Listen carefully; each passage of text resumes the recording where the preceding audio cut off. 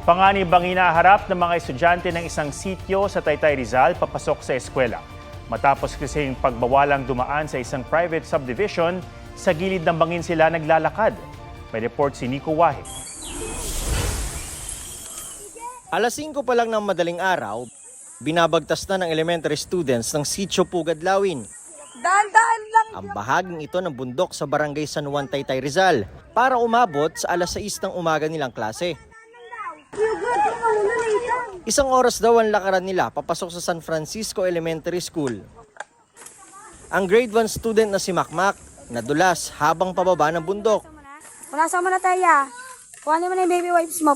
Pumasok po siya na maputik yung uniforme kasi nga po wala po akong baon na damit niya. Minsan natatakot kami kung may ahas na sa dadaanan namin. Mamaya madulas lalo pag maulan.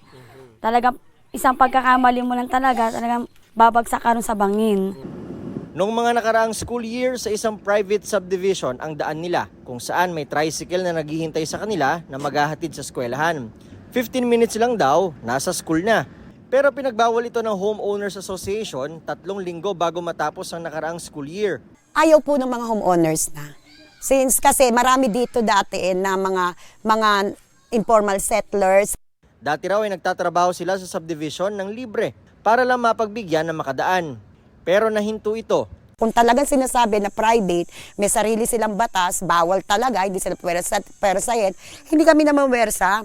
Meron naman exemption, bawat rules. Pwede naman sabihin na, sige, papadaanin namin kayo. Pero, di ba, padadaanin namin yung mga bata, pero hanggang ganun.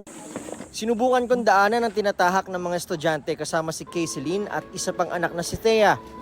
Ito yung bahagi ng dinadaanan ng mga estudyante at ng mga residente na kinakatakutan nila. Dahil may mga pagkakataon na basa ito dinaraanan nila at pwede silang madulas at maaksidente at pwede ring mahulog sa bangin na ito na talagang matarik.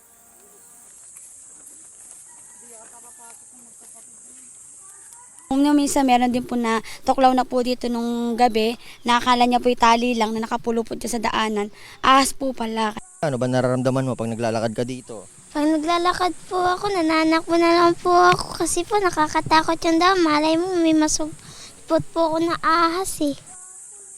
May mga nakasalubong din kami mga residenteng paakyat galing sa trabaho. Ako nga po, hirap, hinihingal. Kaya po, lalo pa yung mga bata pa. Baka pwedeng padaanin nyo kahit yung mga bata lang. Ayon sa Homeowners Association ng Monteverde Royal, pinayagan nila ng ilang taon ang pagdaan ng mga residente ng Pugad Lawin dahil sa humanitarian reasons. Basta raw susunod ang mga ito sa mga regulasyon. Pero marami raw naging paglabag. Marami na rin daw insidente ng nakawan kung saan may mga nahuling sa Pugad Lawin daw dumadaan. Dito, ang daming bata. Maikipagpulong sana ang pamunuan ng subdivision sa Office of the Mayor. Makipag-coordinate kayo, pribado itong lugar. Pero dahil sa kilos protesta ng mga taga-sitio ditong June 16, hindi na ito natuloy. Ayon sa Taytay LGU, batid nila ang issue at maglalabas sila ng kanilang official statement. Nangako raw ang LGU sa mga residente na paggagawaan sila ng madadaanan. Nico Wahe, nagbabalita para sa GMA Integrated News. Huwag magpahuli sa mga balitang dapat niyong malaman. Mag-subscribe na sa GMA Integrated News sa YouTube.